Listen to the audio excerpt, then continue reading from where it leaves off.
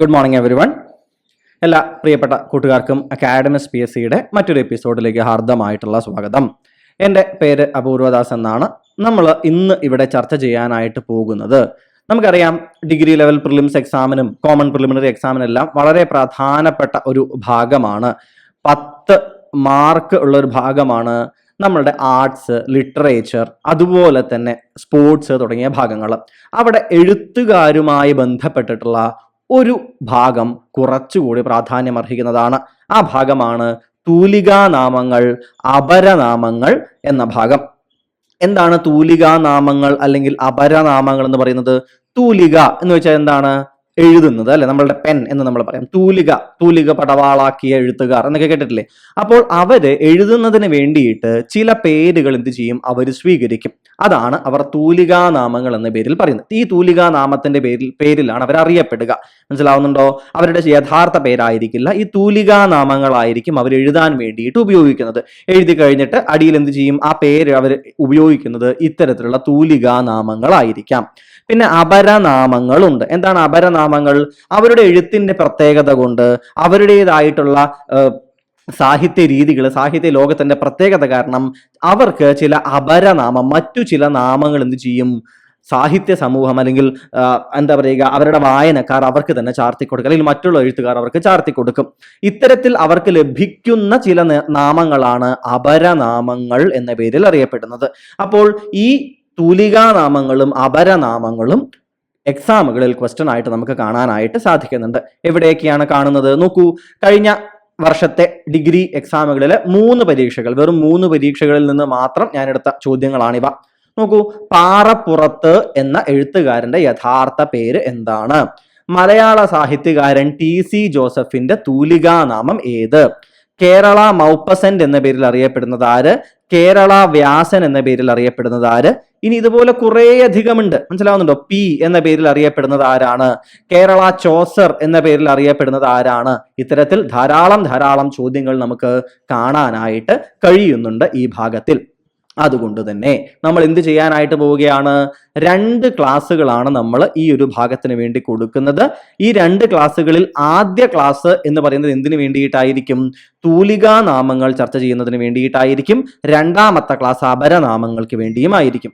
അപ്പോൾ വെറുതെ ഒരു തൂലികാനാമം തരുന്നു, അതിനുശേഷം എന്താണ് അതിന്റെ പേര് പറഞ്ഞു പോകുന്നു എന്ന തലത്തിലാണ് എന്നുണ്ടെങ്കിൽ ഒരൊറ്റ ക്ലാസ്സിൽ എല്ലാം കൂടി അങ്ങ് പറഞ്ഞ് വായിച്ച് തന്നു പോകാവുന്നതേ ഉള്ളൂ. അങ്ങനെയല്ല നമ്മൾ ചെയ്യുന്നത്. മനസ്സിലാവുന്നുണ്ടോ? നമ്മൾ എന്താ ഉദ്ദേശിക്കുന്നത്? നമ്മൾ ഇപ്പൊ കേരള മൗപ്പസന്റ് ആര് എന്ന് നമ്മൾ എന്ത് ചെയ്യുകയാണ്? ചർച്ച ചെയ്യുകയാണ്. അല്ലെങ്കിൽ കേരള വ്യാസൻ ആര് എന്ന് നമ്മൾ ചർച്ച ചെയ്യുകയാണ്. അല്ലെങ്കിൽ പാറപ്പുറത്ത് എന്ന് പറയുന്ന ആളെ ചർച്ച ചെയ്യുകയാണെങ്കിൽ അദ്ദേഹവുമായി ബന്ധപ്പെട്ട, അതായത് നമ്മൾ മുഴുവൻ പാറപ്പുറത്തിനെ കുറിച്ച് മുഴുവൻ വലിയൊരു അങ്ങോട്ട് പറഞ്ഞു തരികയില്ല. അങ്ങനെയാണെങ്കിൽ നമുക്ക് ഇത് തീരില്ല, വലിയൊരു എന്താ പറയുക, തീരാത്തൊരു കാര്യമായി മാറും. എക്സാം പോയിന്റ് ഓഫ് വ്യൂവിൽ പാറപ്പുറത്തിനെ കുറിച്ച് അല്ലെങ്കിൽ TC ജോസഫിനെ കുറിച്ച് എന്ത് ചെയ്യുകയാണ്? എന്താണ് പറയേണ്ടത് എന്ന് വെച്ചാൽ ഒരു 2 ലൈൻ അദ്ദേഹത്തെ കുറിച്ചുള്ള എക്സ്ട്രാ ഇൻഫർമേഷൻ കൂടി പറഞ്ഞുകൊണ്ട് നമ്മൾ എന്ത് ചെയ്യുകയാണ്? ക്ലാസ്സിലെ ചർച്ച നമ്മൾ പോവുകയാണ്. ഇനി മറുവശം നോക്കുകയാണ് എന്നുണ്ടെങ്കിൽ സാഹിത്യകാരന്മാരെ കുറിച്ച് നമ്മൾ എന്ത് ചെയ്യുന്നുണ്ട്? ഒരു ഷോർട്സ് റിലേറ്റഡ് ആയിട്ടുള്ള ഒരു സീരീസ് നമ്മൾ തുടങ്ങുന്നുണ്ട്. 3 മിനിറ്റ് ആണല്ലോ ഇപ്പൊ ഷോർട്സ് ഉള്ളത്. ആ 3 മിനിറ്റിൽ ഒരു സാഹിത്യകാരനെ കുറിച്ചുള്ള പ്രധാനപ്പെട്ട കാര്യങ്ങൾ നിങ്ങൾക്ക് പറഞ്ഞു തരുന്ന രീതിയിൽ ഒരു ഷോർട്ട് സീരീസ് നമ്മൾ എന്ത് ചെയ്യുന്നുണ്ട്? ആരംഭിക്കാൻ പോകുന്നുണ്ട്. ഇവിടെ നമ്മൾ ചെയ്യാൻ പോകുന്ന കാര്യം എന്തായിരിക്കും? അപ്പോ നമ്മൾ തൂലികാനാമങ്ങളും അതുപോലെ തന്നെ എന്തും കൂടി നമ്മൾ കാണുന്നതായിരിക്കും, അവരുടെ അപരനാമങ്ങളും കാണുന്നതായിരിക്കും. So first class will be about തൂലികാനാമങ്ങൾ. ഓക്കെ അല്ലേ? ഇനി ജസ്റ്റ് എന്ത് ചെയ്യാം?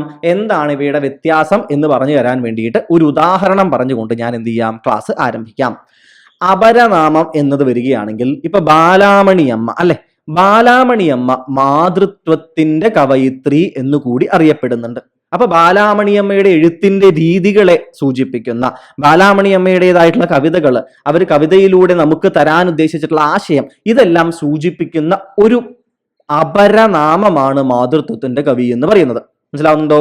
ഇനി തൂലികാനാമം എടുക്കുകയാണെന്നുണ്ടെങ്കിലോ, PC കുട്ടിക്കൃഷ്ണൻ എന്ന് പറയുന്ന വ്യക്തി എഴുതാനായി സ്വീകരിച്ച അദ്ദേഹത്തിന്റെ മറ്റൊരു പേരാണ് ഉറൂബ് എന്ന് പറയുന്നത്. മനസ്സിലാവുന്നുണ്ടോ? ഇതാണ് തൂലികാനാമം. മനസ്സിലായോ? അപ്പൊ ഇങ്ങനെയാണ് അപരനാമവും തൂലികാനാമവും വ്യത്യസ്തമായിരിക്കുന്നത്. നമ്മൾ ആദ്യ ക്ലാസ്സിൽ എന്താണ് കാണാൻ പോകുന്നത്? തൂലികാനാമങ്ങളും അവയുമായി ബന്ധപ്പെട്ടിട്ടുള്ള യഥാർത്ഥ എഴുത്തുകാരന്റെ പേരും അദ്ദേഹവുമായി ബന്ധപ്പെട്ട, അവരുമായി ബന്ധപ്പെട്ട വളരെ ചുരുങ്ങിയ പ്രധാനപ്പെട്ട ചില കാര്യങ്ങളുമാണ്. നോക്കൂ, ഒന്നാമത്തെ ആള് വിലാസിനി. വിലാസിനി എന്ന പേരിൽ രചനകൾ നടത്തിയത് MK മേനോൻ ആയിരുന്നു. ആരായിരുന്നു? MK മേനോൻ ആയിരുന്നു. വിലാസിനി എന്ന പേര് പലതവണ ചോദ്യമായിട്ട് വന്നിട്ടുള്ള ഒന്നാണ്, ശ്രദ്ധിക്കണേ. വിലാസിനി എന്നുള്ള പേര് MK മേനോൻ ആണ് യഥാർത്ഥ പേര്. എന്താണ് MK മേനോന്റെ ചില പ്രത്യേകതകൾ? അതായത് ഇദ്ദേഹത്തിന്റെ പ്രധാനപ്പെട്ട നോവലാണ് അവകാശികൾ. കേട്ടിട്ടില്ലേ നിങ്ങൾ? ചോദ്യങ്ങളായി തന്നെ കേട്ടിട്ടുണ്ടാവും അല്ലെ? അവകാശികൾ. എന്താണ് ഈ അവകാശികൾ എന്ന് പറയുന്ന നോവലിന്റെ പ്രത്യേകത എന്ന് പറയുന്നത്? It is the longest Indian novel. ഏറ്റവും ദൈർഘ്യമേറിയ ഇന്ത്യൻ നോവൽ എന്ന് പറയുന്നത് ഏതാണ്? അവകാശികൾ എന്ന് പറയുന്നതാണ്. മനസ്സിലാവുന്നുണ്ട് കൂട്ടുകാർക്ക്? ഈ അവകാശികൾക്ക് 1981 കേന്ദ്ര സാഹിത്യ അക്കാദമി അവാർഡും 1981 കേന്ദ്ര സാഹിത്യ അക്കാദമി അവാർഡും 1983 വയലാർ അവാർഡും ലഭിക്കുകയുണ്ടായി. ഓർത്ത് വെക്കുമല്ലോ. അപ്പൊ നിങ്ങൾ ഞാൻ ഈ പറയുന്ന ഓരോ കാര്യങ്ങളും ഒരു നോട്ട് ബുക്ക് എടുക്കുക, അല്ലെങ്കിൽ ഒരു 2 ഷീറ്റ് പേപ്പർ എടുത്ത് സൈഡിൽ വെക്കുക. അവയിൽ എന്ത് ചെയ്യുക? നോട്ട് ഡൗൺ ചെയ്യാനായിട്ട് ശ്രമിക്കുക. നിങ്ങൾ ക്ലാസ്സിൽ കേൾക്കുമ്പോൾ നിങ്ങൾ ആലോചിക്കും, ഓർക്കും എന്നൊക്കെ വിചാരിക്കും. എക്സാമിന്റെ തലേ ദിവസം അങ്ങനെ ഒന്നുമല്ല സംഭവിക്കാൻ പോകുന്നത്. അതുകൊണ്ട് തന്നെ എന്ത് ചെയ്യുക? കൃത്യമായി ഈ ഒരു ഭാഗം എടുക്കുക. കൃത്യമായിട്ട് എന്ത് ചെയ്യുക? നോട്ട് ഡൗൺ ചെയ്ത് വെക്കുന്നതിന് വേണ്ടിയിട്ട് ശ്രദ്ധിക്കുക. അപ്പോൾ വിലാസിനി, MK മേനോൻ, അവകാശികൾ എന്ന് പറയുന്ന novel, it is the longest Indian novel. Vayalar award 1981, കേന്ദ്ര സാഹിത്യ അക്കാദമി അവാർഡ് 1981, രണ്ടും ലഭിച്ചത് അവകാശികൾക്ക് തന്നെയായിരുന്നു. ആദ്യത്തെ ആളെ നമ്മൾ അങ്ങനെ പഠിച്ച് അവസാനിപ്പിച്ചിരിക്കുന്നു. പ്രേംജി എന്ന പേരിൽ പ്രശസ്തനായിട്ടുള്ളത് MP ഭട്ടതിരിപ്പാടായിരുന്നു. പ്രേംജി എന്ന പേരിൽ പ്രശസ്തനായിട്ടുള്ളത് MP ഭട്ടതിരിപ്പാടായിരുന്നു. ആരായിരുന്നു ഇദ്ദേഹം? നിങ്ങൾക്ക് MRB അറിയില്ലേ? ആരാണ് MRB ഉണ്ടായിരുന്നത്? MRB എന്ന് പറയുന്ന അദ്ദേഹത്തിന് നമ്മൾ വളരെ പ്രശസ്തനായിട്ട് പഠിച്ചിട്ടുള്ള MRBയുടെ സഹോദരനായിരുന്നു പ്രേംജി അഥവാ MP ഭട്ടതിരിപ്പാട്. മനസ്സിലാവുന്നുണ്ടോ കൂട്ടുകാർക്ക്? ഇനി ഇദ്ദേഹത്തിന്, പ്രേംജിക്ക് പിറവി എന്നു പേരുള്ള ഒരു സിനിമയില്, പിറവി എന്ന സിനിമയില് അദ്ദേഹത്തിന് എന്ത് കിട്ടിയിട്ടുണ്ട്? ബെസ്റ്റ് ആക്ടർക്കുള്ള, മികച്ച അഭിനേതാവിനുള്ള എന്ത് കിട്ടിയിട്ടുണ്ട്? അവാർഡ് അദ്ദേഹത്തിന് കിട്ടിയിട്ടുണ്ട്. മനസ്സിലാവുന്നുണ്ടോ? ദേശീയ തലത്തിൽ അദ്ദേഹം എന്ത് ചെയ്തിട്ടുണ്ട്? പിറവി എന്ന് പറയുന്ന ചിത്രത്തിലെ അഭിനയത്തിന് MP ഭട്ടതിരിപ്പാട് മികച്ച ചിത്രത്തിനുള്ള ദേശീയ അവാർഡ് അദ്ദേഹത്തിന് എന്ത് ചെയ്തിട്ടുണ്ട്? അദ്ദേഹത്തിന് ലഭിച്ചിട്ടുണ്ട് എന്ന കാര്യം ആലോചിക്കുക. ഇനി അദ്ദേഹത്തിന്റെ സഹോദരനായിട്ടുള്ള MRBയെ പോലെ തന്നെ അദ്ദേഹം എന്തായിരുന്നു? അദ്ദേഹം യോഗക്ഷേമ സഭ, നമ്പൂതിരിമാർക്കിടയിലുള്ള ഒരു വലിയ വിപ്ലവമായിരുന്നു എന്തെന്ന് പറയുന്നത്? യോഗക്ഷേമ സഭ എന്ന് പറയുന്നത് അല്ലെ? യോഗക്ഷേമ സഭയിലൂടെയാണ് എന്ത് ചെയ്യുന്നത്? നമ്മുടെ VT ഭട്ടതിരിപ്പാടാണെന്നുണ്ടെങ്കിലും MRB ആണെങ്കിലും അദ്ദേഹം ആ സമുദായ, EMS നമ്പൂതിരിപ്പാടാണെങ്കിലും ഇവരെല്ലാം ആ സമുദായത്തിന്റെ ഉള്ളിൽ വലിയൊരു മാറ്റം കൊണ്ടുവരുന്നതിന് വേണ്ടിയിട്ട് യോഗക്ഷേമ സഭയിലാണ് ചേർന്ന് പ്രവർത്തിച്ചിട്ടുള്ളത്. അപ്പോൾ MP ഭട്ടതിരിപ്പാട് അഥവാ പ്രേംജിയും എന്ത് തന്നെ ചെയ്തിട്ടുണ്ട്? യോഗക്ഷേമ സഭയിൽ ചേർന്ന് പ്രവർത്തിച്ചിട്ടുണ്ട്. VT ഭട്ടതിരിപ്പാടിനോടും MRBയോടും ഒപ്പം. MRBയുടെ സഹോദരനാണ് എന്ന കാര്യം പ്രത്യേകം ആലോചിക്കാൻ ശ്രദ്ധിക്കുക. പ്രേംജി ചെയ്ത മറ്റൊരു വളരെ പ്രധാനപ്പെട്ട കാര്യമായിരുന്നു അദ്ദേഹത്തിന്റെ പത്നിയായിട്ടുള്ള, അദ്ദേഹത്തിന് 40 വയസ്സുള്ള സമയത്താണ് അദ്ദേഹം ആര്യ അന്തർജനത്തിനെ അദ്ദേഹം വിവാഹം കഴിക്കുന്നത്. എന്തായിരുന്നു പ്രത്യേകത? 17-ാം വയസ്സിൽ വിധവയായിട്ടുള്ള ഒരു സ്ത്രീ ആയിരുന്നു ആര്യ അന്തർജനം. ഈ ആര്യ അന്തർജനത്തിനെയാണ് എന്ത് ചെയ്യുന്നത്? ഇദ്ദേഹം വിവാഹം കഴിക്കുന്നത്. അതായത് വിധവാ വിവാഹം എന്ന് പറയുന്ന അന്നത്തെ വളരെ റവല്യൂഷണറി ആയിട്ടുള്ള സ്റ്റെപ്പ് എന്ത് ചെയ്യുകയാണ്? പ്രേംജി അഥവാ MP ഭട്ടതിരിപ്പാട് ചെയ്യുകയാണ്. ഇത് കേരളത്തിലെ തന്നെ രണ്ടാമത്തെ മാത്രം, നമ്പൂതിരിമാരുടെ ഇടയിലുള്ള രണ്ടാമത്തെ മാത്രം വിധവാ വിവാഹമായിരുന്നു ഇത്. ആര്യ അന്തർജനത്തിന് വിവാഹം കഴിച്ചത്. അപ്പോൾ ആരായിരുന്നു ഒന്നാമത്തെ ആള്? അത് ഇദ്ദേഹത്തിന്റെ സഹോദരനായിട്ടുള്ള MRB ആയിരുന്നു. MRB ആരെയാണ് വിവാഹം കഴിച്ചത്? ഉമാ അന്തർജനത്തിനെയാണ് അദ്ദേഹം വിവാഹം കഴിക്കുന്നത്. ഉമാ അന്തർജനത്തിനെയാണ് MRB വിവാഹം കഴിക്കുന്നത്. ആര്യ അന്തർജനത്തിനെയാണ് ആര് വിവാഹം കഴിക്കുന്നത്? MP ഭട്ടതിരിപ്പാട് അഥവാ പ്രേംജി വിവാഹം കഴിക്കുന്നത്. ഒന്നാമത്തെ വിധവാ വിവാഹം ഉമാ അന്തർജനം, രണ്ടാമത്തേത് ആര്യ അന്തർജനം എന്ന കാര്യവും ആലോചിക്കാൻ ശ്രദ്ധിക്കുക. അടുത്ത ആളിലേക്ക് പോവുകയല്ലേ നമ്മൾ? അങ്ങനെയാണ് എന്നുണ്ടെങ്കിൽ ആനന്ദ് വളരെ പ്രശസ്തനായിട്ടുള്ള എഴുത്തുകാരനാണ്. P സച്ചിദാനന്ദൻ പലതവണ ചോദ്യങ്ങളായി വന്നിട്ടുള്ളതാണ്. ആനന്ദ് എന്ന പേരിൽ അറിയപ്പെടുന്നത് ആര് എന്നുള്ളത് P സച്ചിദാനന്ദനാണ് അദ്ദേഹം. ആനന്ദിന്റെ കൃതികളെ കുറിച്ചിട്ടുള്ള ചോദ്യം ധാരാളമായിട്ട് വന്നിട്ടുണ്ട്. ഏതെല്ലാമാണവ? ഒന്നാമത്തേത് ആൾക്കൂട്ടം വളരെ പ്രധാനപ്പെട്ട ഒരു കൃതിയാണ്. അഭയാർത്ഥികൾ വളരെ പ്രശസ്തമായിട്ടുള്ള കൃതിയാണ്. ഉത്തരായനമൊക്കെ ചോദ്യം വന്നിട്ടുണ്ട്. ഉത്തരായനം ഇവ മൂന്നും ആനന്ദിന്റെ അഥവാ പി സച്ചിദാനന്ദന്റെ കൃതികളാണ്. ആൾക്കൂട്ടം, അഭയാർത്ഥികൾ, ഉത്തരായനം എന്നിവ എന്ത് ചെയ്യുക, ഇദ്ദേഹത്തിന്റെ കൃതികളാണ് എന്ന് ഓർത്തു വെക്കാനായിട്ട് പ്രത്യേകം ശ്രദ്ധിക്കുക. ആശാ മേനോൻ എന്ന പേരിൽ എഴുതിയിട്ടുണ്ടായിരുന്നത് കെ ശ്രീകുമാർ ആയിരുന്നു. അടുത്ത ആളാരായിരുന്നു? ഉറൂബ്. ഉറൂബ് എന്ന പേരിൽ എഴുതിയിട്ടുണ്ടായിരുന്ന ആള് പി സി കുട്ടിക്കൃഷ്ണൻ ആയിരുന്നു. ഉറൂബിനെ കുറിച്ചുള്ള വിവരങ്ങൾ നിങ്ങൾക്ക് ഓൾറെഡി പ്രശസ്തനാണ്, അറിയാമെന്ന് വിശ്വസിക്കുന്നു. ഉറൂബുമായി ബന്ധപ്പെട്ട് നിങ്ങൾ ആലോചിക്കേണ്ട രണ്ട് കാര്യങ്ങളാണ്. എന്താണ്? സുന്ദരികളും സുന്ദരന്മാരും എന്ന കൃതിയും ഉമ്മാച്ചു എന്ന് പറയുന്ന കൃതിയും, സുന്ദരികളും സുന്ദരന്മാരും എന്ന് പറയുന്ന കൃതിയും ഉമ്മാച്ചു എന്ന് പറയുന്ന കൃതിയും, ഇത് രണ്ടും എന്താണ്? ഉറൂബിൻ്റെതാണ്. ചോദ്യങ്ങൾ വന്നിട്ടുണ്ട്, ആലോചിക്കാൻ ശ്രദ്ധിക്കുക. ചെറുകാട് എന്ന പേരിൽ എഴുതിയിട്ടുണ്ടായിരുന്ന ആരായിരുന്നു? സി ഗോവിന്ദ പിഷാരടി ആയിരുന്നു. സി ഗോവിന്ദ പിഷാരടി ആയിരുന്നു. ചെറുകാടിന് മറ്റൊരു എന്താ പറയുന്നത് തൂലികാനാമം കൂടിയുണ്ട്. അതായത് ഒരു പേര് ചെറുകാടെന്നാണ്, മറ്റൊരു പേര് കൂടി. എന്താ അറിയോ നിങ്ങൾക്കത്? മലങ്കാടൻ. എന്തായിരുന്നു? മലങ്കാടൻ. എന്തിനാണ് ഈ പേര് ഉപയോഗിച്ചത് അറിയോ കൂട്ടുകാർക്ക്? ഈ മലങ്കാടൻ എന്ന് പറയുന്ന പേരിനടിയിലാണ് ചെറുകാട് ഹാസ്യ കവിതകൾ എഴുതിയിരുന്നത്. ഹാസ്യ കവിതകൾ ആരെഴുതിയിരുന്നു? ചെറുകാട് എഴുതിയിരുന്നു. ചെറുകാട് അഥവാ സി ഗോവിന്ദ പിഷാരടി മലങ്കാടൻ എന്ന പേരിലാണ് ഹാസ്യ കവിതകൾ എഴുതിയിരുന്നത്. മനസ്സിലാവുന്നുണ്ടോ? അദ്ദേഹത്തിന്റെ ചെറുകാടിന്റെ ആത്മകഥയായിരുന്നു അദ്ദേഹത്തിന്റെ ആത്മകഥയുടെ പേരെന്താണെന്ന് അറിയാമോ കൂട്ടുകാർക്ക്? ജീവിതപാത. എന്താണ്? ജീവിതപാത. ഈ ജീവിതപാത എന്ന് പറയുന്ന അദ്ദേഹത്തിന്റെ ആത്മകഥയ്ക്ക് എന്ത് ലഭിച്ചിട്ടുണ്ട് എന്നറിയാമോ കൂട്ടുകാർക്ക്? സാഹിത്യ അക്കാദമി പുരസ്കാരം ലഭിച്ചിട്ടുണ്ട്. സാഹിത്യ അക്കാദമി പുരസ്കാരം ലഭിച്ച അദ്ദേഹത്തിന്റെ കൃതിയായിരുന്നു ജീവിതപാത. അത് തന്നെയാണ് അദ്ദേഹത്തിന്റെ ആത്മകഥയും. ആരുടെ കാര്യങ്ങളാണ് പറയുന്നത്? ചെറുകാട്. ചെറുകാടിന്റെ മറ്റൊരു തൂലികാനാമം മലങ്കാടൻ എന്നായിരുന്നു. ആ പേരിലാണ് അദ്ദേഹം തന്റെ ഹാസ്യ കവിതകൾ എഴുതിയിരുന്നത്. ഓക്കെ ആണല്ലോ? അപ്പൊ അതും മനസ്സിലാക്കിയിട്ടുണ്ട്. പിന്നീടുള്ളതാണ് പാറപ്പുറത്ത്. പ്രശസ്തമാണ്, ചോദ്യങ്ങൾ പലതവണ വന്നിട്ടുള്ള ഒരു പേരാണ് പാറപ്പുറത്ത്. പാറപ്പുറത്ത് കെ ഇ മത്തായിയുടെ തൂലികാനാമമാണ്. കെ ഇ മത്തായിയുടെ തൂലികാനാമമാണ് പാറപ്പുറത്ത്. അദ്ദേഹത്തിന്റെ പല കൃതികളും ഉണ്ട് എന്നുണ്ടെങ്കിലും അദ്ദേഹത്തിന്റെ ചോദ്യങ്ങളായി വരാൻ സാധ്യതയുള്ള വന്നിട്ടുള്ള ഒരു പേര് എന്ന് പറയുന്നത്, അദ്ദേഹത്തിന്റെ കൃതി എന്ന് പറയുന്നത് കാണാപ്പൊന്ന് എന്ന് പറയുന്ന കൃതിയാണ്. എന്തുകൊണ്ടാണ് ഈ കൃതി പ്രശസ്തമാകുന്നത് അറിയോ കൂട്ടുകാർക്ക്? കാണാപ്പൊന്ന് എന്ന് പറയുന്ന കൃതി മുഴുവനാക്കാൻ പാറപ്പുറത്തിന് സാധിച്ചില്ല. ഈ കാണാപ്പൊന്ന് എന്ന് പറയുന്ന കൃതി മുഴുവനാക്കുന്നത് കെ സുരേന്ദ്രൻ ആയിരുന്നു. ആരായിരുന്നു? കെ സുരേന്ദ്രനായിരുന്നു ഈ കാണാപ്പൊന്ന് എന്ന് പറയുന്ന കൃതി മുഴുവനാക്കിയത്. ഇനി അതുപോലെ തന്നെ പാറപ്പുറത്തിന്റെ പല എന്താ പറയുക കൃതികളും പിന്നീട് എന്താണ് സിനിമകൾ എന്ന തലത്തിലേക്കൊക്കെ മാറ്റപ്പെടുത്തുകയൊക്കെ ചെയ്തിട്ടുണ്ട്. അദ്ദേഹത്തിന്റെ പാറപ്പുറത്തിന്റെ പ്രധാനപ്പെട്ട ചില കൃതികൾ ഞാൻ ഇവിടെ എഴുതാം. നിങ്ങൾ എന്ത് ചെയ്യുക? ഒന്ന് നോട്ട് ഡൗൺ ചെയ്ത് വെക്കാനായിട്ട് ശ്രമിക്കുക. ഒന്നാമത്തേത് നിണമണിഞ്ഞ കാൽപ്പാടുകൾ. നിങ്ങൾ കേട്ടിരിക്കും ചിലതൊക്കെ അല്ലെ? നിണമണിഞ്ഞ കാൽപ്പാടുകൾ അദ്ദേഹത്തിന്റെ ഒരു കൃതിയാണ്. മറ്റൊരു കൃതി ഏതാണെന്ന് അറിയോ കൂട്ടുകാർക്ക്? അരനാഴിക നേരം. കേട്ടിട്ടില്ലേ? നിങ്ങൾ കേട്ടിരിക്കാൻ സാധ്യതയുണ്ട്. അരനാഴിക നേരം കേട്ടിട്ടുണ്ടാകും അല്ലെ? മറ്റൊന്ന് ഏതാ അറിയോ കൂട്ടുകാർക്ക്? പണി തീരാത്ത വീട്.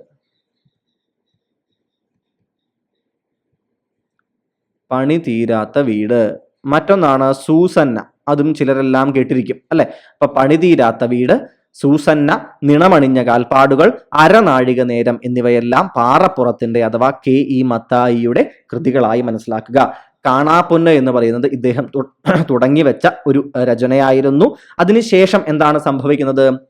കാണാപ്പൊന്ന് എന്ന് പറയുന്ന കൃതി പൂർത്തിയാക്കാൻ അദ്ദേഹത്തിന് സാധിക്കുന്നില്ല. പൂർത്തിയാക്കുന്നത് കെ സുരേന്ദ്രനായിരുന്നു. കൃത്യമാണല്ലോ? അടുത്തത് ഏകലവ്യൻ എന്ന പേരിൽ അറിയപ്പെടുന്നത് ആര്? ഏകലവ്യൻ എന്ന പേരിൽ അറിയപ്പെടുന്നത് കെ എം മാത്യു ആണ് എന്ന കാര്യം ആലോചിച്ച് വെക്കുക. കെ എം മാത്യു ആണ്. ഇനി നന്ദനാർ. ആരായിരുന്നു നന്ദനാർ? P C ഗോപാലനാണ്. ചോദ്യം വന്നിട്ടുണ്ട്. പി സി ഗോപാലനാണ് നന്ദനാർ എന്ന പേരിൽ എഴുതിയിട്ടുണ്ടായിരുന്നത്.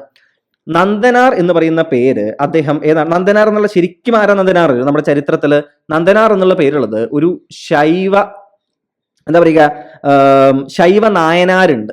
നായനാർമാർ എന്ന് നിങ്ങൾ കേട്ടിട്ടില്ലേ? ശൈവ ഭക്തരായിരുന്നു നായനാർമാർ, വിഷ്ണു ഭക്തരായിരുന്നു ആൾവാർമാർ. അതിൽ 63 നായനാർമാരിലെ ഒരാളുടെ പേരാണ് നന്ദനാർ എന്ന് പറയുന്നത്. വളരെ പ്രശസ്തനായിട്ടുള്ള ഒരാളാണ്.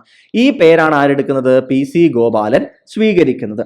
നന്ദനാര് ഏറ്റവും അധികം പ്രശസ്തനായിരിക്കുന്നത് എങ്ങനെ അറിയോ? 2 തലങ്ങളിലാണ്. ഒന്ന് എന്ന് പറയുന്നത് അദ്ദേഹം പട്ടാളക്കാരുടെ ബന്ധപ്പെട്ടിട്ടുള്ള ജീവിതങ്ങൾ, പട്ടാളക്കാരുമായി ബന്ധപ്പെട്ടുള്ള ജീവിതങ്ങളും മറ്റും നന്ദനാർ അദ്ദേഹത്തിന്റെ കൃതികളിൽ വിഷയമാക്കിയിരുന്നു. ഇതൊരു കാര്യം. പക്ഷെ അതിലും കൂടുതലായിട്ട് അദ്ദേഹം പ്രശസ്തനാകുന്നത് അദ്ദേഹത്തിന്റെ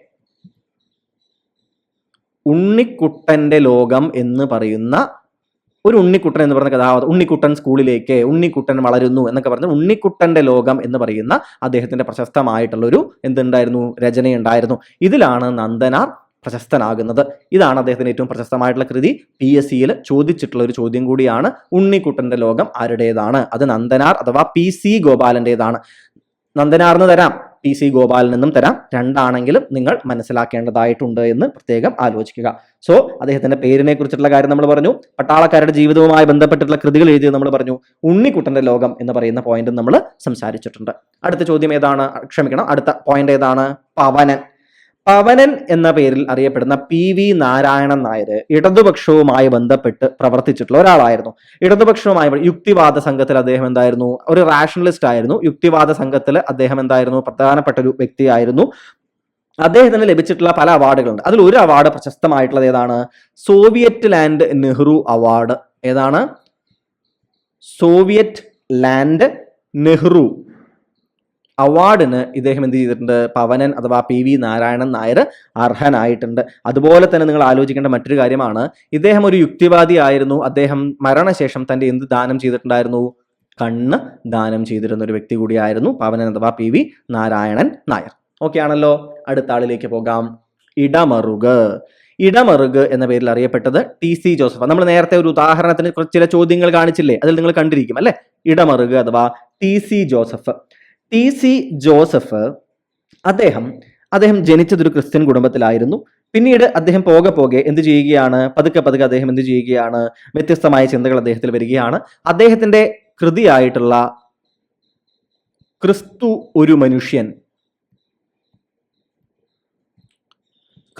ഒരു മനുഷ്യൻ എന്ന കൃതി എന്ത് ചെയ്യുകയാണ്? വലിയ പ്രശ്നമാവുകയും അദ്ദേഹത്തിനെ സഭയിൽ നിന്ന് പുറത്താക്കുകയും ചെയ്യുകയാണ്. പിന്നീട് അദ്ദേഹം ഒരു ഈഴവ പെൺകുട്ടിയെ വിവാഹം കഴിക്കുന്നു. അതോടുകൂടി അദ്ദേഹം എന്താണ്? കുടുംബത്തിൽ നിന്നും അദ്ദേഹത്തിന് എന്ത് ചെയ്യുകയാണ്? അദ്ദേഹത്തിന് പുറത്തു പോകേണ്ടതായിട്ട് വരികയാണ്. അദ്ദേഹത്തിന്റെ ആത്മകഥയായിരുന്നു കൊടുങ്കാറ്റുയർത്തിയ കാലം. കൊടുങ്കാറ്റുയർത്തിയ കാലം എന്ന് പറയുന്നതായിരുന്നു അദ്ദേഹത്തിന്റെ ആത്മകഥ. ഈ ആത്മകഥയ്ക്ക്, കൊടുങ്കാറ്റുയർത്തിയ കാലം എന്ന് പറയുന്ന ഈ ആത്മകഥയ്ക്ക് അദ്ദേഹത്തിന് കേരള സാഹിത്യ അക്കാദമി അവാർഡ് ലഭിക്കുകയുണ്ടായി. കൊടുങ്കാറ്റുയർത്തിയ കാലം അദ്ദേഹത്തിന്റെ ജീവിതവുമായി ചേർത്ത് വായിക്കാൻ പറ്റുന്ന ഒരു ടൈറ്റിലാണ് അല്ലെ, കൊടുങ്കാറ്റുയർത്തിയ കാലം എന്ന് പറയുന്നത്. അപ്പൊ ക്രിസ്തു ഒരു മനുഷ്യൻ എന്ന് പറയുന്നത് ചരിത്രപരമായ ചില സംഭവങ്ങൾ കൊണ്ട് പ്രശസ്തമായ അദ്ദേഹത്തിന്റെ കൃതിയാണ്. കൊടുങ്കാറ്റുയർത്തിയ കാലം എന്ന് പറയുന്ന അദ്ദേഹത്തിന്റെ ആത്മകഥയാണ് ഇടമറുകിന്റെ. അതിന് കേരള സാഹിത്യ അക്കാദമി അവാർഡ് ലഭിക്കുക ഉണ്ടായി. അടുത്തത് കോവിലൻ എന്ന് പറയുന്ന ആളെയാണ്. കോവിലൻ എന്തായിരുന്നു? അദ്ദേഹത്തിന്റെ ശരിയായ പേര് VV അയ്യപ്പൻ എന്നായിരുന്നു. കോവിലന്റെ യഥാർത്ഥ പേര് VV അയ്യപ്പൻ എന്നായിരുന്നു. അദ്ദേഹത്തിന്റെ പ്രധാനപ്പെട്ട കൃതികളാണ് തോറ്റങ്ങൾ, ശകുനം,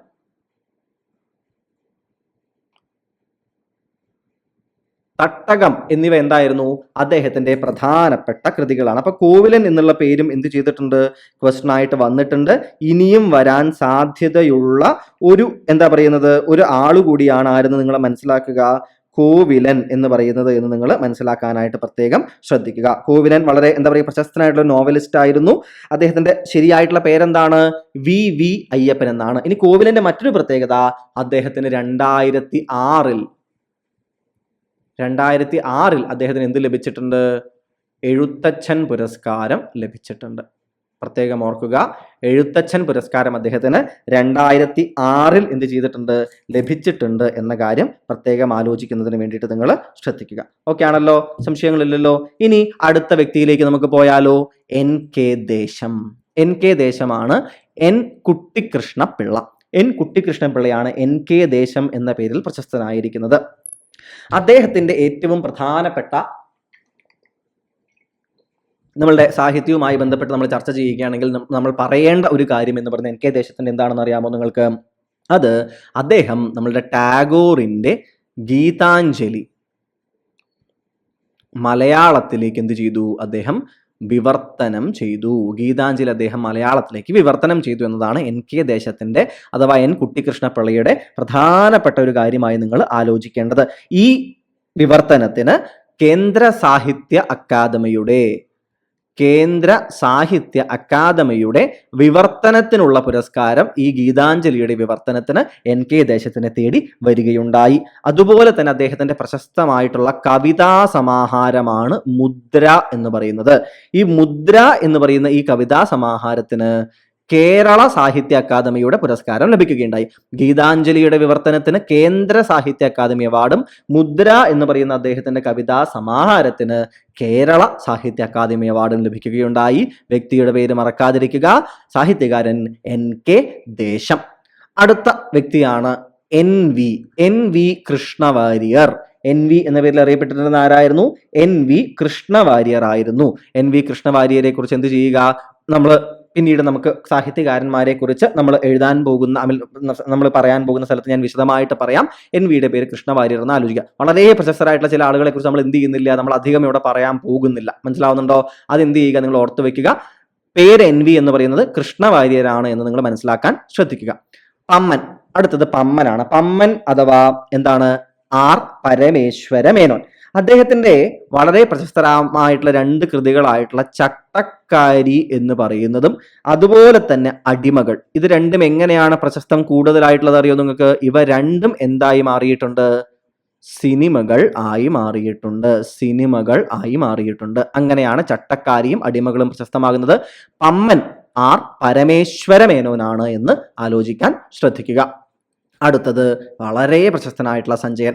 40 വയസ്സ് വരെ മാത്രം ജീവിക്കുകയും ക്ഷയരോഗം മൂർച്ഛിച്ചതിനാൽ അകാലത്തിൽ മരണപ്പെടുകയും ചെയ്ത സഞ്ജയൻ MR നായർ ആയിരുന്നു.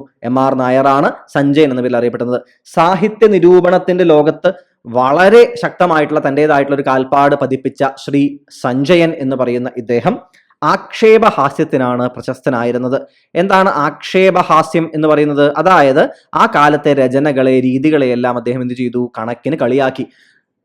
പല ആളുകളും കുഞ്ചൻ നമ്പ്യാർക്ക് ശേഷം, ഒന്ന് ആലോചിച്ച് നോക്കണം, ആരെക്കുറിച്ചാണ് പറയുന്നത്? കുഞ്ചൻ നമ്പ്യാരെ കുറിച്ചാണ് പറയുന്നത്. കുഞ്ചൻ നമ്പ്യാർക്ക് ശേഷം ഇவ்விധം ആക്ഷേപഹാസ്യത്തിലൂടെ ആ കാലഘട്ടത്തിലെ രചനകളെയും മറ്റും കൃത്യമായിട്ട് വിവക്ഷിച്ച മറ്റൊരാളുണ്ടോ എന്ന് എന്ത് ചെയ്യുന്നുണ്ട്? സാഹിത്യ നിരൂപകന്മാർ സംശയിക്കുന്നുണ്ട്. അതുകൊണ്ട് തന്നെ സഞ്ജയൻ എന്ന് പറയുന്ന പേര്, MR നായർ എന്ന് പറയുന്ന ഒരു ആളെ നമ്മൾ എന്ത് ചെയ്യേണ്ടതുണ്ട്? വളരെ കൃത്യമായിട്ട് മനസ്സിലാക്കേണ്ടതുണ്ട്.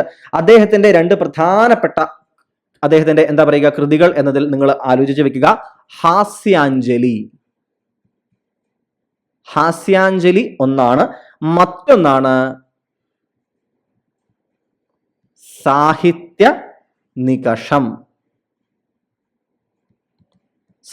നികഷവും ഹാസ്യാഞ്ജലിയുമാണ് അദ്ദേഹത്തിൻ്റെതായി ഓർക്കേണ്ട നിങ്ങൾ 2 കൃതികളായിട്ട് നിങ്ങൾ ഓർക്കേണ്ടത്. അതുപോലെ തന്നെ ഷേക്സ്പിയറിന്റെ ഒഥല്ലോ അദ്ദേഹം എന്ത് ചെയ്തിട്ടുണ്ട്? അദ്ദേഹം വിവർത്തനം ചെയ്തിട്ടുണ്ട്. സോ സഞ്ജയൻ അഥവാ MR നായർ അദ്ദേഹം എന്തായിരുന്നു? ആക്ഷേപ ഹാസ്യത്തിലൂടെ അദ്ദേഹം എന്ത് ചെയ്തിട്ടുണ്ടായിരുന്നു? രചനകളെ അദ്ദേഹം എന്ത് ചെയ്തിട്ടുണ്ടായിരുന്നു? അദ്ദേഹം നോക്കിക്കണ്ടിട്ടുണ്ടായിരുന്നു. ഹാസ്യാഞ്ജലിയും സാഹിത്യ നികഷവും അദ്ദേഹത്തിന്റെ പ്രധാനപ്പെട്ട എന്താണ് കൃതികളായിട്ട് നിങ്ങൾ മനസ്സിലാക്കുക. ചിലതെല്ലാം എന്താണ്? അദ്ദേഹത്തിന്റെ പല എഴുത്തുകളുടെ ഒരു സമാഹാരങ്ങളാണ് ഇവയെല്ലാം വരുന്നത്. ഒഥല്ലോ എന്ന് പറയുന്ന ഷേക്സ്പിയറുടെ പ്രശസ്തമായിട്ടുള്ള നോവൽ അദ്ദേഹം എന്ത് ചെയ്തിട്ടുണ്ട്? പ്ലേ എന്ത് ചെയ്തിട്ടുണ്ട്? അദ്ദേഹം വിവർത്തനം ചെയ്തിട്ടുണ്ട് എന്ന കാര്യം കൂടി ആലോചിക്കാൻ പ്രത്യേകം ശ്രദ്ധിക്കുക. ഓക്കെ ആണല്ലോ? അടുത്ത ആളിലേക്ക് പോവുകയല്ലേ നമ്മൾ? അങ്ങനെയാണെന്നുണ്ടെങ്കിൽ അടുത്ത ആള് തിക്കൊടിയനാണ്. തിക്കൊടിയൻ അഥവാ P കുഞ്ഞനന്ദൻ നായർ. പലതവണ സഞ്ജയൻ, തിക്കൊടിയൻ, ഓംചേരി, കാക്കനാടൻ ഒക്കെ ധാരാളം തവണ ചോദ്യങ്ങളായിട്ട് വന്നിട്ടുള്ളതാണ്. അപ്പൊ തിക്കൊടിയൻ അഥവാ P കുഞ്ഞനന്ദൻ നായർ, ഇദ്ദേഹത്തിന് P കുഞ്ഞനന്ദൻ നായർക്ക് അദ്ദേഹം ജനിച്ചത് കോഴിക്കോടിലെ തിക്കൊടിയിലായിരുന്നു. അതുകൊണ്ടാണ് തിക്കൊടിയൻ എന്ന പേര് കിട്ടിയത്. ആരാണ് പേര് കൊടുത്തത്? സഞ്ജയനായിരുന്നു തിക്കൊടിയന് ഈ പേര് കൊടുത്തിട്ടുണ്ടായിരുന്നത്. അദ്ദേഹം നാടക പ്രസ്ഥാനവുമായി ബന്ധപ്പെട്ട് പ്രവർത്തിച്ച വളരെ പ്രശസ്തനായിട്ടുള്ള ഒരാളാണ് ആര്? നാടക പ്രസ്ഥാനവുമായി ബന്ധപ്പെട്ട് പ്രവർത്തിച്ച ഒരാളായിരുന്നു പി കുഞ്ഞനന്ദൻ. അദ്ദേഹത്തിന്റെ വളരെ ചെറുപ്പത്തിൽ മുതൽ, അദ്ദേഹം വളരെ കുട്ടിയായിരിക്കുന്ന മുതൽ അദ്ദേഹം ആദ്യമായിട്ട് അരങ്ങിൽ കയറുന്ന കഥകളൊക്കെ വളരെ വളരെ രസകരമായി എഴുതിയിട്ടുണ്ട്. ഒരു വലിയൊരു കാലഘട്ടത്തിന്റെ എന്താ പറയുന്നത്, ഒരു പരിപ്രേക്ഷ്യമായിട്ട് നമുക്ക് കാണാൻ സാധിക്കുന്ന ഒരു കൃതിയാണ് അദ്ദേഹത്തിന്റെ അരങ്ങു കാണാത്ത നടൻ എന്ന് പറയുന്ന അദ്ദേഹത്തിന്റെ ആത്മകഥ. അരങ്ങു കാണാത്ത നടൻ എന്ന് പറയുന്ന അദ്ദേഹത്തിന്റെ ആത്മകഥ. ചോദ്യം വന്നിട്ടുണ്ട്, ഈ ആത്മകഥ ആരുടേതാണ് എന്ന് ചോദ്യം വന്നിട്ടുണ്ട്. അരങ്ങ് കാണാത്ത നടൻ തിക്കൊടി അഥവാ പി കുഞ്ഞനന്ദൻ നായരുടേതാണ്. വ്യക്തിപരമായി ഞാൻ പണ്ടൊരിക്കലും ബോംബെക്ക് ഒരു യാത്ര ചെയ്തുകൊണ്ടിരിക്കുന്നത് ട്രെയിനിൽ വെച്ചിട്ട് വായിച്ചു തീർക്കല്ല, ബോംബെയിലേക്ക് പോകുന്ന സമയത്തും ബോംബെയിൽ ഇരുന്നിട്ടും തിരിച്ചിങ്ങോട്ട് വരുന്ന വരവിലും എന്താണ് വളരെ രസകരമായിട്ട്, ചിലത് നമുക്ക് ഭയങ്കര ഇഷ്ടപ്പെടുമ്പോൾ വേഗം തീർന്നു പോകരുത് എന്ന് വെച്ചിട്ട് നമ്മൾ പതുക്കെ വായിക്കില്ല. അങ്ങനെ ഞാൻ വായിച്ചിട്ടുള്ള ഒരു കൃതിയായിരുന്നു അരങ്ങ് കാണാത്ത നടൻ എന്ന് പറയുന്ന കൃതി. ആത്മകഥയാണ് തിക്കൊടിയൻ പി കുഞ്ഞൻ. അത് എല്ലാവർക്കും അങ്ങനെ ഇഷ്ടപ്പെടുമെന്ന് അറിയില്ല. അതിലൊരു ഹിസ്റ്റോറിക്കൽ ആയിട്ടുള്ള ഒരുപാട് വ്യക്തികളിലൂടെ അദ്ദേഹം എന്ത് ചെയ്യുന്നുണ്ട്, അദ്ദേഹം കടന്നു പോകുന്നുണ്ട്. എനിക്ക് നമ്മൾ വായിച്ചറിഞ്ഞ പല വ്യക്തികളിലൂടെയും കടന്നു പോകുന്ന ഒരു കൃതി കൂടിയാണ്. എന്തുകൊണ്ട് എനിക്ക് ഇഷ്ടപ്പെട്ട ഒരു കൃതിയായിരുന്നു തിക്കൊടിയൻ അഥവാ പി കുഞ്ഞനന്ദൻ നായർ. അരങ്ങ് കാണാത്ത നടനാണ് അദ്ദേഹത്തിന്റെ ആത്മകഥ. ഇന്ദുചൂടൻ കെ നീലകണ്ഠനാണ് ഇന്ദുചൂടൻ എന്ന പേരിൽ അറിയപ്പെടുന്നത്. ഇദ്ദേഹം ഒരു പക്ഷി നിരീക്ഷകനും പക്ഷിശാസ്ത്രജ്ഞനുമായിരുന്നു. അദ്ദേഹത്തിന്റെ പ്രശസ്തമായിട്ടുള്ള കൃതി എന്ന് പറയുന്നത് കേരളത്തിലെ പക്ഷികൾ എന്നുള്ളതാണ്. കേരളത്തിലെ പക്ഷികൾ അദ്ദേഹത്തിന്റെ വളരെ പ്രശസ്തമായിട്ടുള്ള ഏതാണ് ഒരു കൃതിയാണ്. അദ്ദേഹം സൈലന്റ് വാലിയിൽ ഡാം പണിയുന്നതിന് വേണ്ടിയിട്ടുള്ള ഹൈഡ്രോ ഇലക്ട്രിക് പ്രൊജക്ട് വന്നപ്പോൾ ഈ സൈലന്റ് വാലി പ്രക്ഷോഭത്തിന് മുന്നിൽ നിന്ന് നയിച്ചിട്ടുള്ള ഒരാളായിരുന്നു കെ നീലകണ്ഠൻ അഥവാ ഇന്ദുചൂടൻ. കേരളത്തിലെ പക്ഷികൾ എന്ന് പറയുന്ന അദ്ദേഹത്തിന്റെ പ്രശസ്തമായിട്ടുള്ള രചനയാണ് എന്ന കാര്യം മനസ്സിലാക്കാനായിട്ട് ശ്രദ്ധിക്കുക. ഓം ചേരി എൻ നാരായണപിള്ളയാണ് ഓം ചേരി എന്ന പേരിൽ പ്രശസ്തനായിട്ടുള്ളത്. ആലോചിക്കാൻ ശ്രദ്ധിക്കുക. കപിലൻ എന്ന പേരിൽ പ്രശസ്തനായിട്ടുള്ളത് കെ പത്മനാഭൻ നായരായിരുന്നു. പലരും ശ്രദ്ധിക്കാത്ത ഒരാളായിരിക്കും, അതുകൊണ്ട് ഞാൻ അദ്ദേഹത്തെ കുറിച്ച് ചില കാര്യങ്ങൾ പറയുകയാണ്. കപിലൻ അഥവാ കെ പത്മനാഭൻ നായർ.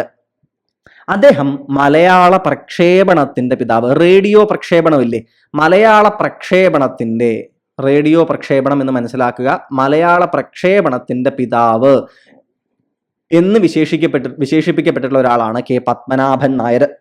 അതായത് ആദ്യമായിട്ട് കുറെ യുവാക്കളെ സംഘടിപ്പിച്ചുകൊണ്ട് ആദ്യമായിട്ടൊരു റേഡിയോ നാടകം സംഘടിപ്പിച്ചത് കപിലനായിരുന്നു. അതുപോലെ തന്നെയാണ് ആദ്യമായി റേഡിയോയിലൂടെ ഒരു കവിയെ ജനങ്ങളുടെ മുന്നിലേക്ക് പരിചയപ്പെടുത്തി എത്തിച്ച് അദ്ദേഹത്തിനെ കുറിച്ച് എന്ത് ചെയ്യണം, കവിതയെ കുറിച്ചെല്ലാം പറയിപ്പിച്ച് കവിത ചൊല്ലിപ്പിച്ച ഒരാളായിരുന്നു ഇദ്ദേഹം. ആരായിരുന്നു ഈ കവി അറിയോ കൂട്ടുകാർക്ക്? വേറെ ആരുമല്ല, പി കുഞ്ഞിരാമൻ നായർ. ആരാണ്? പി കുഞ്ഞിരാമൻ നായരായിരുന്നു ഈ കവി. അതുപോലെ തന്നെ ഇത്തരത്തിൽ റേഡിയോ പ്രക്ഷേപണത്തിൽ അദ്ദേഹം നടത്തിയിട്ടുള്ള സംഭാവനകളാണ് അദ്ദേഹത്തിനെ പ്രക്ഷേപണത്തിന്റെ, മലയാള പ്രക്ഷേപണത്തിന്റെ പിതാവ് എന്ന ഒരു സ്ഥാനപ്പേര് എന്ത് ചെയ്യുന്നത്, അതിനെ കപിലനെ അർഹനാക്കുന്നത്. അതുപോലെ തന്നെ അദ്ദേഹം തിരുവിതാംകൂർ അറിയപ്പെട്ടിരുന്ന മറ്റൊരു പേര് നിങ്ങൾക്ക് അറിയാം, ഏതാണ്? വഞ്ചിനാട് എന്ന പേരിൽ അറിയപ്പെട്ടിരുന്നു അല്ലെ, വഞ്ചിനാട്. ഈ വഞ്ചിനാടിന്റെ പേര് ഉപയോഗിച്ചുകൊണ്ട് വഞ്ചിക്കപ്പെട്ട വഞ്ചിനാട് എന്ന പേരിൽ ആരുടെ കാലത്തായിരിക്കും എഴുതിയിട്ടുണ്ടാവുക? സർ സി പി അല്ലെ, സർ സി പിയുടെ കാലത്ത് എന്ത് ചെയ്യുകയാണ്, അദ്ദേഹം ഒരു ലേഖനം എഴുതുകയാണ്. അതിനെ തുടർന്ന് എന്ത് ചെയ്യുകയാണ്, ഇദ്ദേഹത്തിന്റെ എന്ത് ചെയ്യുന്നുണ്ട്, ഈ വഞ്ചിക്കപ്പെട്ട വഞ്ചിനാട് നിരോധിക്കപ്പെടുന്നുണ്ട്. മനസ്സിലാവുന്നുണ്ടോ? അപ്പൊ വഞ്ചിക്കപ്പെട്ട വഞ്ചിനാട് ആരുടേതായിരുന്നു? അതും കപിലൻ അഥവാ കെ പത്മനാഭൻ നായരുടേതായിരുന്നു എന്ന കാര്യം നിങ്ങൾ ആലോചിക്കാനായിട്ട് ശ്രദ്ധിക്കുക. അദ്ദേഹം ഒരു തിരക്കഥാകൃത്തായിട്ടും എന്ത് ചെയ്തിട്ടുണ്ട്, കപിലൻ പ്രശസ്തനാണ്. ഒരു തിരക്കഥാകൃത്തായിട്ടും അദ്ദേഹം എന്താണ്, പ്രശസ്തനാണ് എന്ന കാര്യം നിങ്ങൾ ആലോചിക്കാനായിട്ട് ശ്രദ്ധിക്കുക. ഓക്കെ ആണല്ലോ. അടുത്ത വ്യക്തിയിലേക്ക് പോവുകയല്ലേ നമ്മൾ. അങ്ങനെയാണെങ്കിൽ കാക്കനാടൻ. കാക്കനാടൻ ജോർജ് വർഗീസ് ആണ്. ജോർജ് വർഗീസ് ആണ് കാക്കനാടൻ എന്ന പേരിൽ പ്രശസ്തനായിട്ടുള്ളത്. കാക്കനാടന്റെ കൃതികളാണ് ഏറ്റവും അധികം ചോദ്യമായിട്ട് വന്നിട്ടുള്ളത്. ഏതൊക്കെയാണ്? ഉഷ്ണമേഖല, വസൂരി, ഒറോദ തുടങ്ങിയവ അദ്ദേഹത്തിന്റെ വളരെ പ്രധാനപ്പെട്ട എന്താണ്, അദ്ദേഹത്തിന്റെ കൃതികളാണ്. അതുപോലെ തന്നെ കാക്കനാടൻ പ്രശസ്തനാകുന്നത് അദ്ദേഹത്തിന്റെ ഓണപ്പുട എന്ന് പറയുന്ന കൃതി കെ ജി ജോർജ് സിനിമയാക്കിയിട്ടുണ്ട്. കെ ജി ജോർജ് അദ്ദേഹത്തിന്റെ ഓണപ്പുട എന്ന കൃതി സിനിമയാക്കിയിട്ടുണ്ട്. പറങ്കിമല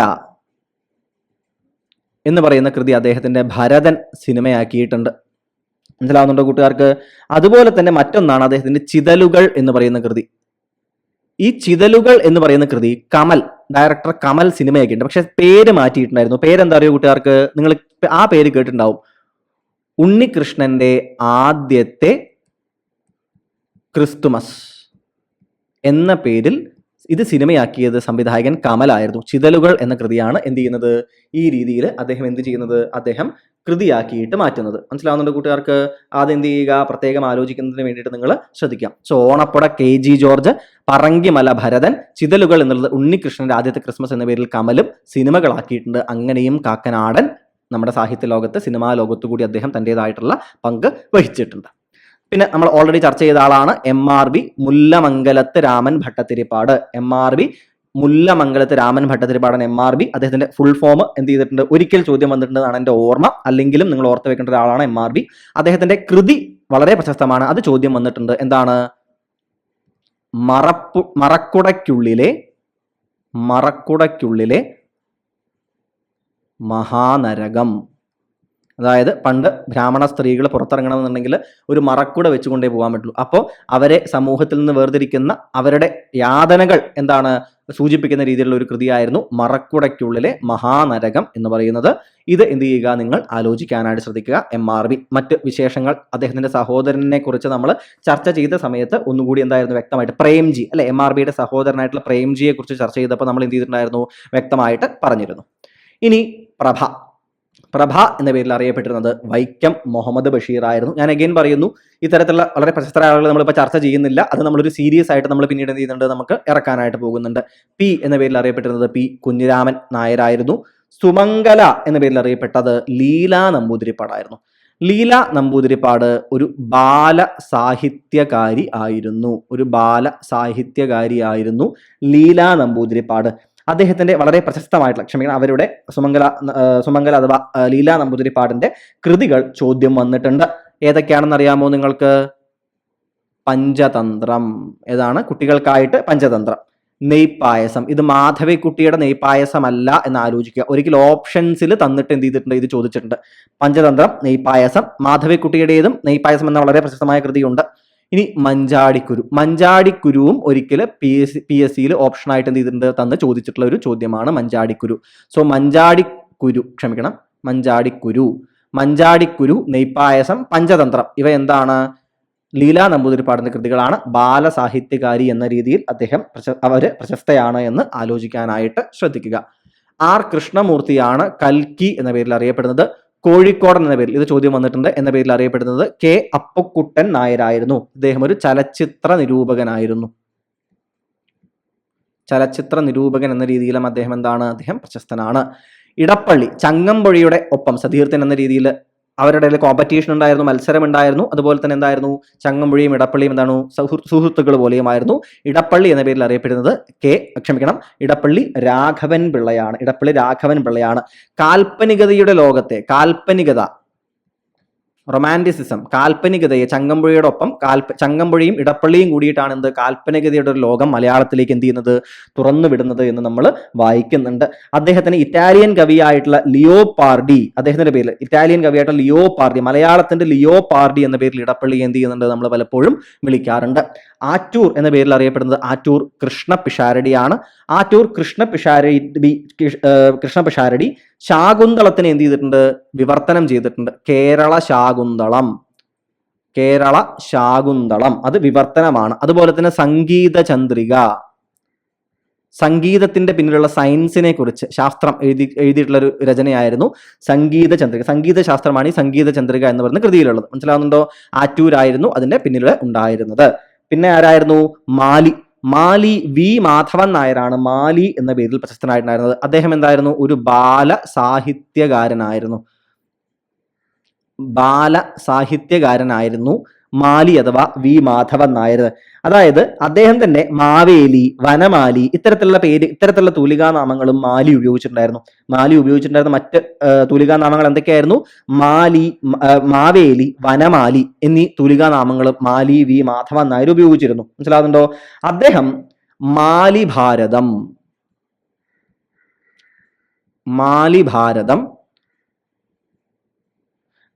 മാലി രാമായണം, മാലി ഭാഗവതം ഇവയൊക്കെ അദ്ദേഹം രചിച്ചു. ഇതൊക്കെ കുട്ടികൾക്ക് പറ്റുന്ന രീതിയിലാണ് അദ്ദേഹം ലഭിച്ചത്. അതുകൊണ്ട് തന്നെ ഇവയെല്ലാം ചേർത്തിട്ട് ഒരു മാലി മലയാളം എന്ന് എന്ത് ചെയ്തിട്ടുണ്ടായിരുന്നു, വിളിച്ചിരുന്നു. മാലി മലയാളം എന്ന അദ്ദേഹത്തിന്റെ എന്താണ് രീതിയെ എന്ത് ചെയ്തിട്ടുണ്ടായിരുന്നു, വിളിച്ചിട്ടുണ്ടായിരുന്നു. മനസ്സിലാവുന്നുണ്ടോ? അതുപോലെ തന്നെയാണ് ഉണ്ണികൾക്കുള്ള ജന്തുകഥകൾ.